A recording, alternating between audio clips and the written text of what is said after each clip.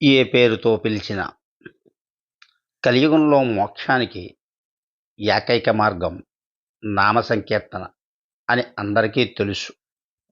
అయితే పాడటం తెలీదని చింతించనక్కర్లేదు.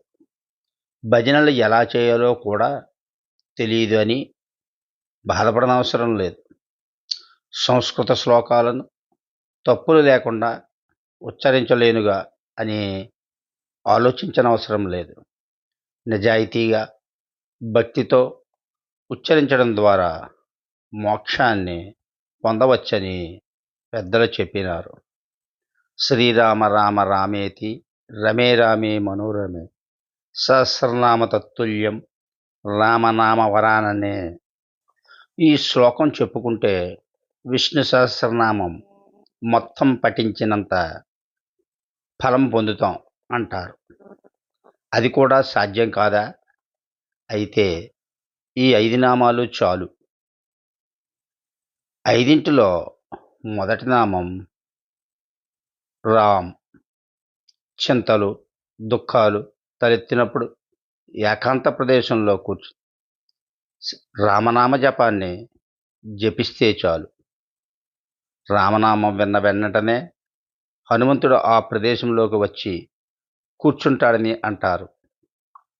ఎత్ర ఎత్ర రఘునాథ కీర్తనం తత్ర తత్ర కృతమస్తకాంజలిం.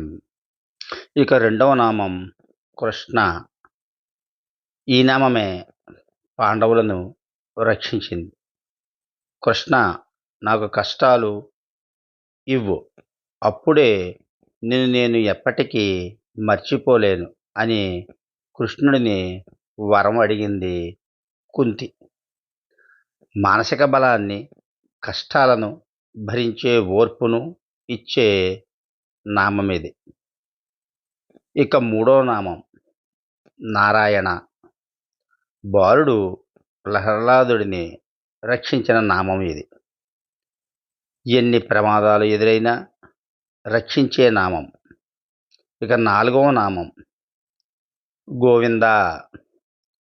దుశ్శాసన సభలో ద్రౌపది తన 2 చేతులను పైకెత్తి గోవింద గోవింద అని అన్నప్పుడు ఆమె గౌరవాన్ని కాపాడిన నామం ఇది.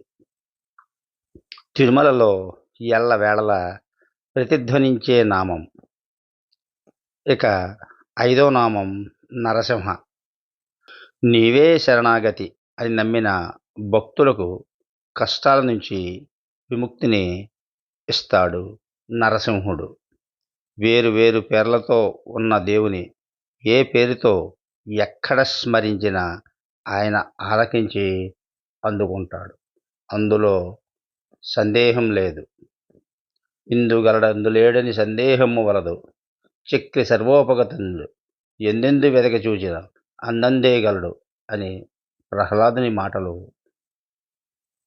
శ్రీ యామిజాల జగదీష్ గారికి కృతజ్ఞతలతో. మనం ఎక్కువ సమయం బాహ్య ప్రపంచంలో గడపవలసి ఉంటుంది. భౌతికంగా ప్రవర్తించవలసి ఉంటుంది. ఆధ్యాత్మికత అనేటటువంటిది మనసుకు సంబంధించిన విషయం. ఎప్పుడు ఎక్కడ ఏ పని చేస్తున్నా ఆ పనే దైవంగా భావించాలి. ఆ పనిలోనే మనం కొన్నిసార్లు ఈ నామాలని అనుకుంటూ జపిస్తూ ఉంటే మనకున్న సమస్యలన్నీ తొలగిపోతాయి. సర్వే జన సుఖినో భవంతు.